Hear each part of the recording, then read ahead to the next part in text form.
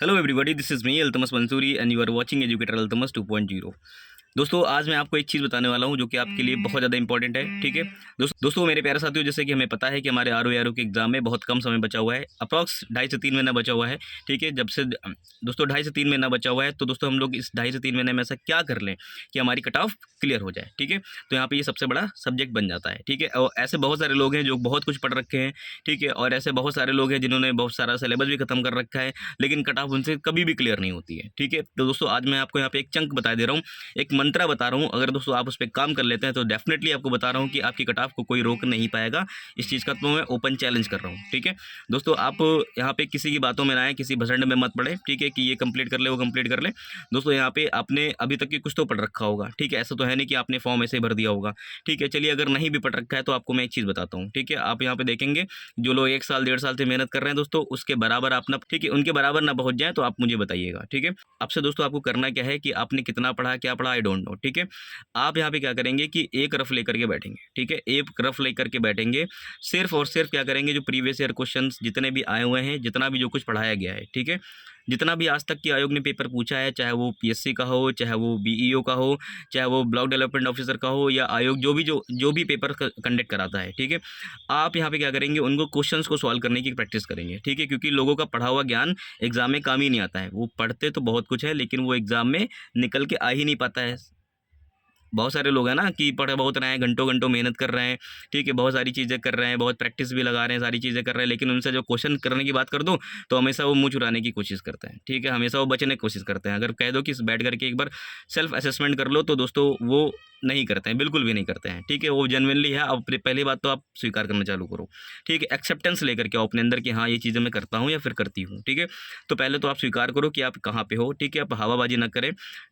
Confidence ठीक है, लेकिन ओवर कॉन्फिडेंस अच्छा नहीं है। ठीक है, आप यहाँ पे क्या करें कि आप रियल में, ठीक है, एक बार क्वेश्चन को लगाने की प्रैक्टिस करें। आपसे अगर क्वेश्चन जो नहीं बनता है, जो भी मैंने आपको बताया कि एक रफ आप जो लेकर के बैठेंगे, सिर्फ और सिर्फ क्या करेंगे, उन्हीं पॉइंट्स का आप क्या करेंगे, एक लाइन में नोट्स लिखेंगे। ठीक है, जो भी क्वेश्चन आपको फंसता जाएगा, केवल आपके एग्जाम तक की आपके पास केवल 1 से 2 रफ होनी चाहिए, इसके अलावा और कोई भी कॉन्टेंट नहीं होना चाहिए।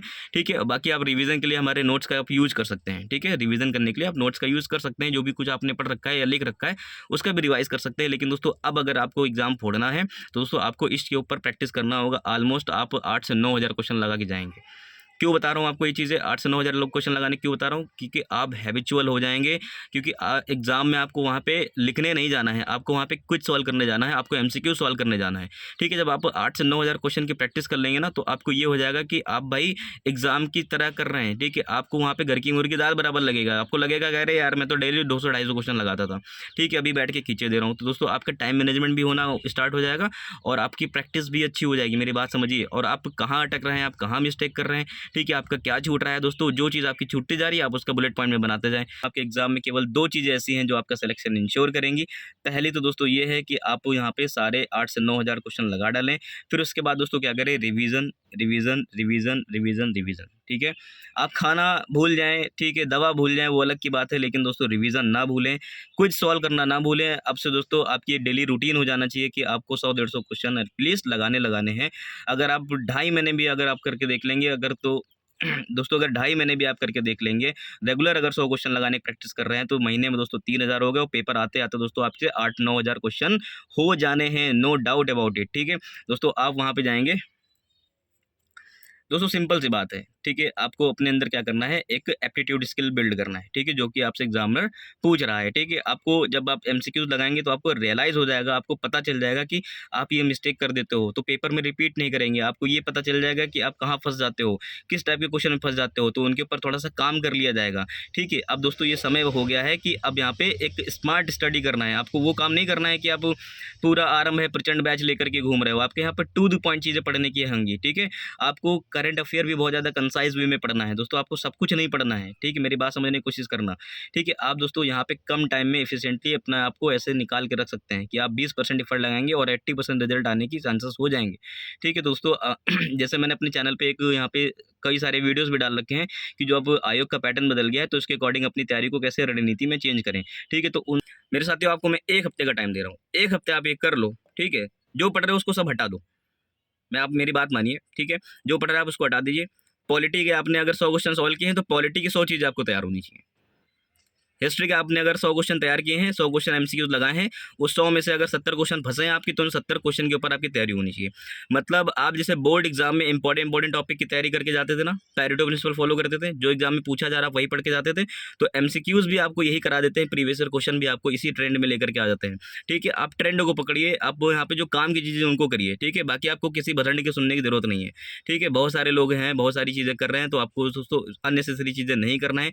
मेरी सीधी सीधी बात आप सुनिए कि जब तक आप जिस चीज़ के लिए जा रहे हो, ठीक है, उस चीज़ के लिए प्रैक्टिस करके जाओ। अच्छा, एक और बात बताओ मुझे, जो हिस्ट्री है एक लिमिटेड है, हिस्ट्री जो है एक लिमिटेड सिलेबस है। ठीक है, अब जब एग्जामिनर जो है उसके बाहर तो भाग नहीं जाएगा, एग्जामिनर उसके बाहर तो भाग नहीं जाएगा, उसी के अंदर पूछेगा। ज्योग्राफी है, उसका भी एक लिमिटेड क्राइटेरिया है। ठीक है, आयोग है, आयोग ने क्या किया है, लिमिटेड क्राइटेरिया को फॉलो कर रखा है। ठीक है, तो दोस्तों जब आयोग ने अपने सिलेबस को बता रखा है कि मैं यहाँ से क्वेश्चन पूछूंगा, तो दोस्तों आप टू द पॉइंट सिलेबस पढ़ो ना। सिलेबस का मतलब ये है कि आप एक बार सिलेबस को गो थ्रू कर जाओ कि पूछा क्या क्या जा रहा है। ठीक है, क्या क्या चीज़ें पूछी जा रही हैं, फिर आप प्रीवियस ईयर क्वेश्चन जाओ, क्योंकि आयोग दोस्तों 140 क्वेश्चन बनाएगा। अब उस 140 क्वेश्चन में वो कितना नया क्वेश्चन डाल देगा मेरे भाई, कहाँ कहाँ से क्वेश्चन उठा लाएगा। ठीक है, और बहुत सारे लोगों तो यहाँ पे और मेरे प्यारे साथियों, बहुत सारे लोगों को घटना चक्र पढ़ना ही नहीं आता है। अगर मैं उनसे कह दूँ पीवाईक्यू, उनको पता भी है कि पीवाईक्यूज इंपॉर्टेंट है। ठीक है, वो पीवाईक्यूज क्या करने लग जाते हैं, तैयार भी करने लग जाते हैं। तो उनका, उनके नज़रों में ये है कि पीवाईक्यूज को क्या करना है, रटना है। ना ना ना ना ना, रटना नहीं है मेरे प्यारे साथियों। ठीक है, उसके ऊपर एक एनालिसिस करना है, उसके ऊपर एक रिसर्च करनी है अपनी। जैसे एक क्वेश्चन मिला, ठीक है, तो आप एक क्वेश्चन को थोड़ा सा समय दें। ठीक है, ये नहीं कि एक लाइन में पढ़ करके उसको निपटा दिया, हटा, उसके जो ऑप्शंस हैं उसके ऑप्शंस के थीम को तैयार कर लें। थीम को तैयार करने का मतलब ये है कि ऑप्शन में अगर क्विट इंडिया मूवमेंट आया है, तो क्विट इंडिया मूवमेंट से 8-10 फैक्ट आपको तैयार होने चाहिए। इस तरह से जाकर के आप जब तैयारी कर लेंगे, तो दोस्तों आपको किसी भी चीज़ की आवश्यकता नहीं पड़ेगी, और दोस्तों आपका क्विज जो है वो अच्छा होने लग जाएगा, और आपका कॉन्फिडेंस धीरे धीरे बूस्ट हो जाएगा। और दोस्तों कॉन्फिडेंस होना बहुत जरूरी है। ठीक है, जब आपका इस तरह से आप कमांड कर लेंगे, तो कॉन्फिडेंस आता जाएगा, और यही कॉन्फिडेंस दोस्तों आपकी कट ऑफ निकालने में आपकी हेल्प करेगा। ठीक है दोस्तों, मेरे प्यारे साथियों, अब ये बात समझ लीजिए कि 95% लोग यही मिस्टेक करते हैं कि उनका पढ़ा हुआ काम नहीं आता।